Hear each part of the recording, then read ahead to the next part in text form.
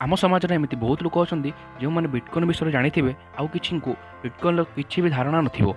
आज आम जानवे बिटकॉइन विषय में ता पूर्व मुँ हिमांशु नायक आपड़ देखु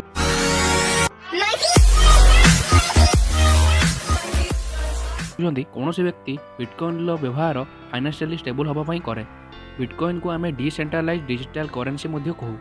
बिटकॉइन कंट्रोलर कहीं जड़े ना जार माने हूँ नो सिंगल एडमिनिस्ट्रेटर। यह इजिली यूजर पाखु अन्य यूजर पाखु ट्रांसफर कर।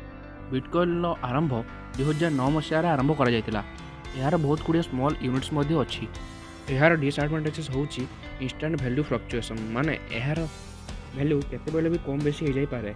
यह द्वारा लाभ केवल न्यू इन्वेस्टर मानक होता है किंतु एथिरे बहुत रिस्क थाए। यू कांट यूज बिटकॉइन माने यह को आपण फिजिकली कौन सी जगह व्यवहार कर जाई परिबे नहीं। यह को आपण डिजिटली ही हैंडल कर जाई परिबे। बिटकॉइन को बेस्ट परफॉर्मिंग क्रिप्टो करेन्सी कह जाए। 2010 जब बिटकॉइन मूल्य इंडियन रुपीज हिसाब से 20 रुपीज थिला 2021 मसीह 29,30,175 रुपीज पहुँच जाइए। किछि मास तले आरबीआई कही क्रिप्टो करेन्सी इलिगाल नुहे। देश में थिबा बैंक गुड़िक क्रिप्टो करेन्सी सर्विस प्रोवाइड करें। Recently government of India decision नहीं जे देश में क्रिप्टो करेन्सी को बैन कर। भिडियो भल लगे लाइक शेयर कमेंट करूँ। एभली नुआ नुआ भिडियो देखा आम चैनल को सब्सक्राइब करूँ।